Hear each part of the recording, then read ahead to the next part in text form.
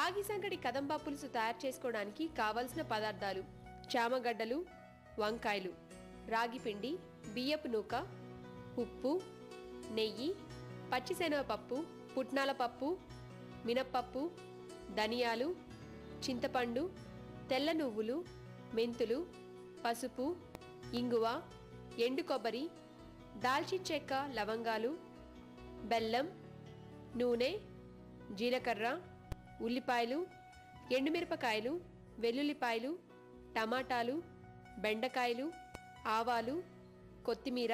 రాగి సంగటి కదంబా పులుసు తయారు చేసే విధానం: ముందుగా సంగటి కోసం ఒక గిన్నెలో 1 కప్పు బియ్యపు నూక వేసి దానికి 3 కప్పుల నీరు పోసుకొని మూత పెట్టి ఈ గిన్నెని కుక్కర్లో పెట్టి ఉడికించుకోవాలి.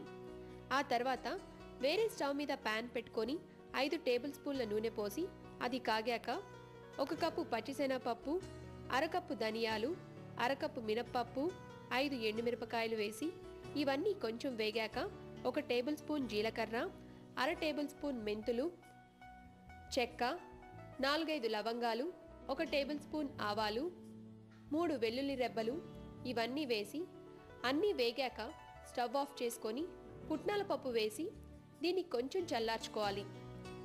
ఇప్పుడు చల్లారిన మిశ్రమాన్ని మిక్సీలో వేసుకొని గ్రైండ్ చేసుకోవాలి. ఆ తర్వాత స్టవ్ మీద వేరే ప్యాన్ పెట్టుకొని 5 టేబుల్ స్పూన్ల నూనె పోసి అది కాగాక 1 టేబుల్ స్పూన్ ఆవాలు, అర టేబుల్ స్పూన్ మినప్పప్పు, అర టేబుల్ స్పూన్ జీలకర్ర, 1 కప్పు వంకాయ ముక్కలు, 1 కప్పు బెండకాయ ముక్కలు, 1 కప్పు టమాటా ముక్కలు, తగినంత ఉప్పు, చిటికెడు పసుపు వేసి మగ్గించుకోవాలి.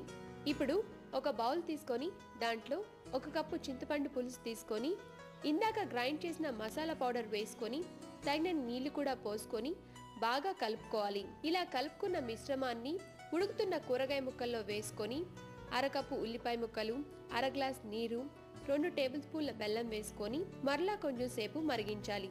ఇప్పుడు ఒక బౌల్లో 2 కప్పుల రాగి పిండి తీసుకొని దాంట్లో 1 కప్పు నెయ్యి, తగినంత ఉప్పు, 2 గ్లాసుల నీరు పోసుకొని బాగా కలుపుకొని ఆ తర్వాత స్టవ్ మీద గిన్నె పెట్టుకొని దాంట్లో ఉడికించుకున్న బియ్యపు నూక, కలిపిన రాగిపిండి మిశ్రమం వేసి బాగా దగ్గర పడ్డాక ఒక ప్లేట్లోకి తీసుకోవాలి.